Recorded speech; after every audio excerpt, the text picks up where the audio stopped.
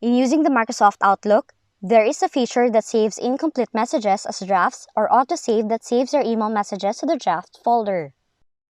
You may like to have this turned on if you want to be able to recover messages that were lost while composing them.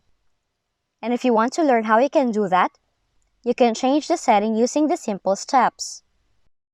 Now for the first step, launch your Microsoft Outlook and sign in with your account. Then, select the File menu and choose Options from the left categories. Then on the window, select Mail on the left pane, and under the Save Messages section, check the Automatically Save Items that have not been set after this many minutes box to enable saving the messages to the Drafts folder. You can also uncheck this option if you want to disable it.